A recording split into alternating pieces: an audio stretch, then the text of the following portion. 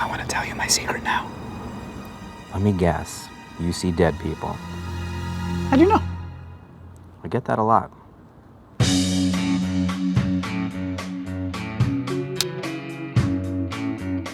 This may look like any other traditional Philadelphia row house, but it's actually a huge part of film history. This is the home of Bruce Willis's character Malcolm from the 1999 M. Night Shyamalan film, The Sixth Sense. It was the surprise hit of the year, earning nearly $700 million, a phenomenon that launched careers, shocked audiences with one of the great twist endings of all time, and earned 6 Oscar nominations, including Best Picture. And they shot it all right here in the city of brotherly love, Philadelphia. To see exactly where it all happened, let's go to the map. Much of the film follows Haley Joel Osment's Cole Sears, from his first encounter with Bruce Willis's Malcolm on North 4th Street at St. Augustine Church to his school on 1420 Pine Street, filmed at Pierce College. Meanwhile, Cole and his mom had a huge dramatic moment in the middle of a traffic jam right in front of Shiloh Baptist Church on Christian Street. Finally, there's the Sears home at 23rd Street. This is where we first see Cole in the film and where Malcolm can be seen watching him from across the way. And this is where I'm meeting up with proud Philadelphian M. Night Shyamalan. Night, it's good to see you, buddy. Good to see you too, man. We're in Cole's neighborhood. I know. This is the house. This is it, 2302. It's pretty amazing to be here. It looks really different. Does it? Yeah, it does. I mean, it's still extremely beautiful. We were actually on a location scout in a van, and we were driving by here, and I went, stop, and we jumped out. And I was like, this is amazing, this neighborhood. Look at this with this. This is amazing, and maybe we could have him, maybe we could put a bench here or something and have him watching the kids. So I jumped out, and that's how we... Amazing. Yeah, probably the one and only time I ever jumped out of location. I was like, this is it. When inspiration strikes. Yes, exactly. Seatbelts come off. Yeah, normally I'm nauseous in the front seat, and I'm just kind of my head's down, but this time I was like, look at that. So take me all the way back. Inspiration for The Sixth Sense begins where? What's the initial idea? You know, it can be a character sometimes, or it could be a scene or a high concept. In this case, it was a kind of a scene with a character in it, and it was a scene at a funeral of a little boy on the stairs at a funeral wake where everybody's kind of, having food and being somber. But a boy is talking to someone, and nobody's there. He's just talking to nobody. And in my mind, I went, well, he's talking to the person that passed away. Then that started me going, who is this kid? What would it be like if you could actually see people that have passed on? And then I started on the process that ended up with Sixth Sense. So was, the quote-unquote twist of the film, the reveal, was it always baked into the concept of the film? Was there concern that audiences would catch on before you wanted them to?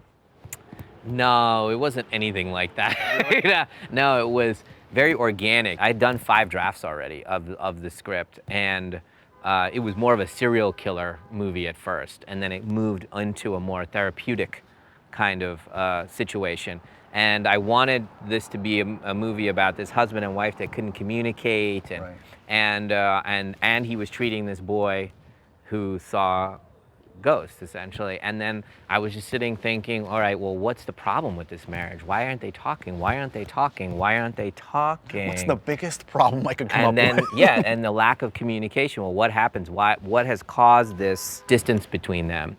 I've always felt when I was writing that screenplay that it needed one more layer. That's what it felt like to me. There's another layer, maybe something in the back of your head is saying there's one more step you haven't gone. Keep looking, keep looking. Like It was kept on nagging. How did you end up shooting this in Philadelphia? You weren't a filmmaker yet with a lot of juice. No, So how does that happen? Yeah, there was no juice box. There was no juice in the juice box. There was nothing. You were juiceless. I was juiceless, yes. Really, it was the bidding war for the script that caused it. So you had leverage. I had, it was one of the basic things that was on there. When we went out with the screenplay, it was a number. Yep. I'm attached as director, and I'm shooting it in Philadelphia. And why was that so important to you? It's just, for me, it wasn't even a conversation. It was a way of life. I don't know why, it's a non-starter. As with all things, the thing that makes you different becomes your strength. Right. And so this is something that makes me different. I'm an Indian dude that lives in Philly, all right? So why would I want to blunt that? That's what your superpower, that's yeah, it. Exactly, it's really unusual. Well, this film makes use of a lot of amazing locations in Philly. Should we check out another? Definitely. All right, let's take a look.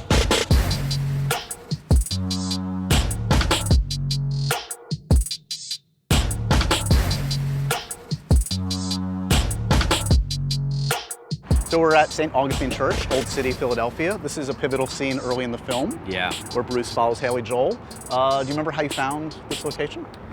You know, the idea of a red door was important. Yeah. We use the color red a lot in the movie to kind of signify awakening to another dimension, another world, another understanding of your existence. And so it would nag at Bruce a bit. But it's funny standing here, and I haven't stood here in forever.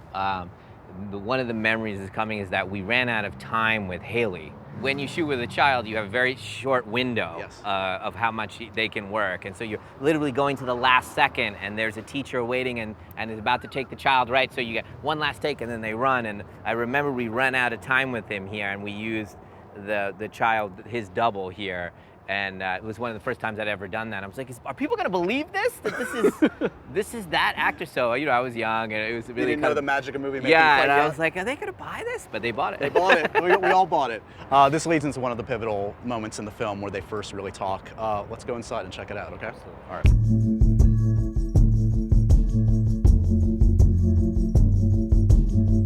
Have you been back here in 20 years? I have not. This is the first time. No, is that true? For real. This is the first time in 20 years you've been back in this church. I think so, yeah.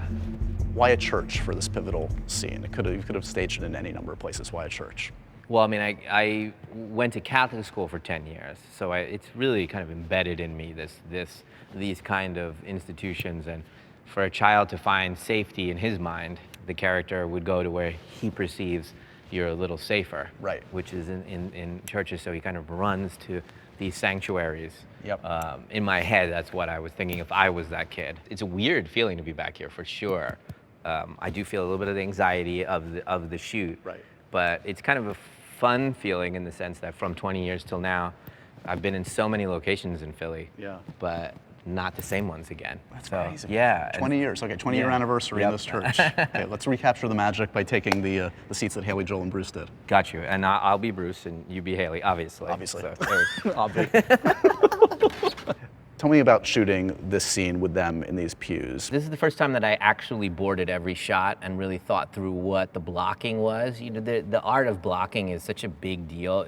Very few filmmakers are even use this muscle. It's something that I had to work really, really hard at, but they're the masters. Like Spielberg is a master at blocking, right? And but most directors now, especially with all of the equipment we have, we don't really think about blocking at all. So this was a real conversation about not having him in the same pew. What does that mean? The way he approaches his clients, how delicate he is, so doesn't want to scare them off. Hey, he's over here playing his games and hiding. He's clearly hiding. Okay, all right, I can either put him there or here.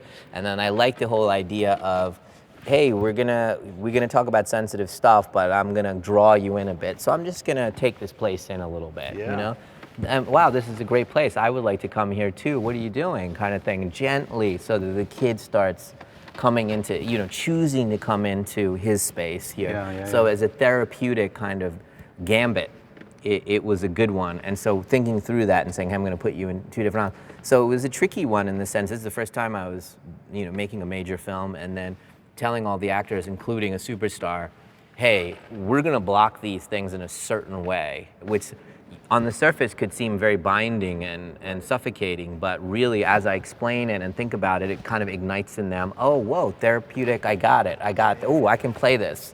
Let's talk about the casting of this film. Haley Joel, out of nowhere seemingly, he was 9 or 10 when he shot this. What did you see in the auditions that made him the guy? A hyper empathic, highly intelligent, very buttoned up child was what I was looking for. And Haley walked in and he was exactly that. And he didn't look at all the way I pictured in my head. I pictured the kid from Searching for Bobby Fischer. Oh, sure. Mm-hmm. So who also auditioned.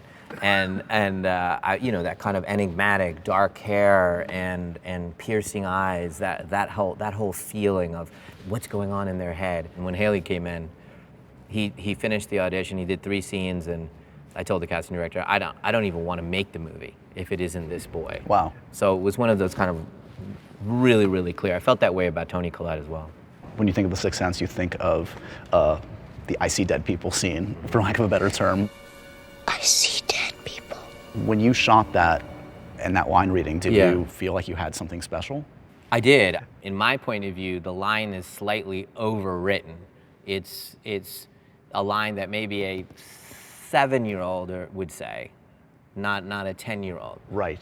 And you were you worried about that? yeah, but it was the idea that the 10-year-old was regressing a hair at that moment, becoming more childlike, because he had been so old, because the things he's seen, like a child who's been in war or something, he's seen things that are beyond him. And oftentimes you see in psychology that when a child is in traumatic situations, they have a weird kind of, they're 20 years old and they're 5 years old. They just aren't their age. Right. So I was trying to go for that, but with the I See Dead People, which is too young for his age to say that.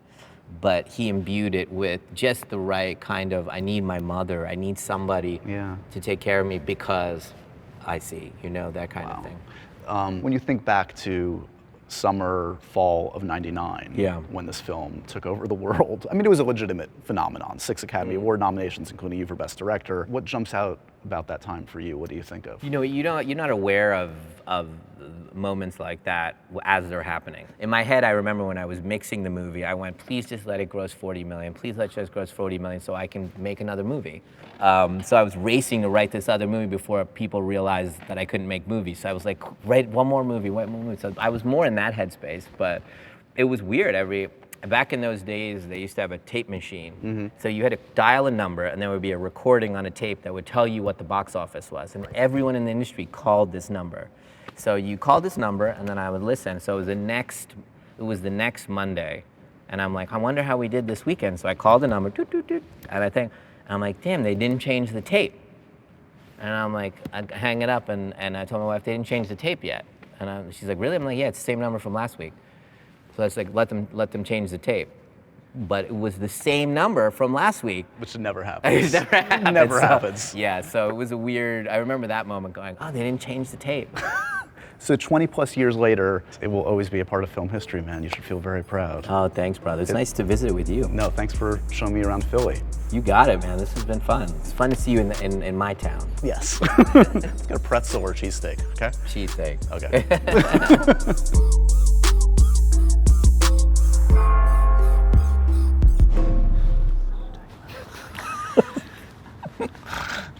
It's the secret of his next film.